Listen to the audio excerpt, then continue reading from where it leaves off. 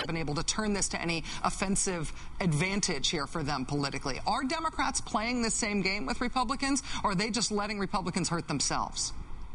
Well, they all line that if your enemy is losing a battle, don't interfere. And I actually think that there was a moment when it turned, and that moment was when Dick Cheney came out and said the things that he said that were untrue. And there is, I don't think, anyone better at mobilizing the Democratic base than Dick Cheney. And you found all sorts of people who had been critical of President Obama on the health care plan or on Afghanistan suddenly wanted to say, hold on a minute, Dick Cheney is going after Obama on something in what was clearly an unfair way.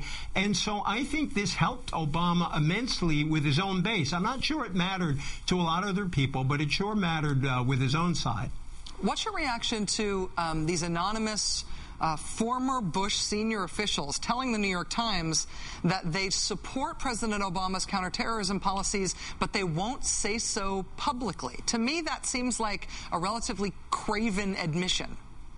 Well, I also liked in that Peter Baker article that some of them said if we supported Obama, it would actually make his policies more unpopular if he said they were like President Bush's policies.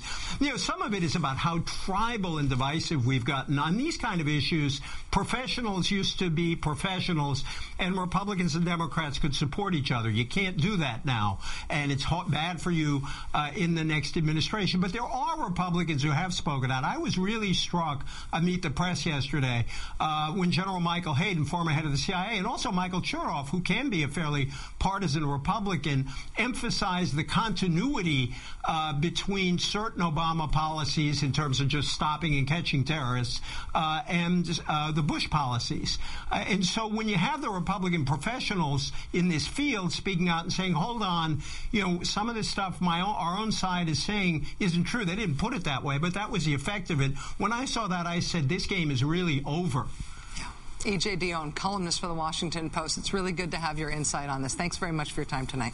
Good to be with you. Thank you.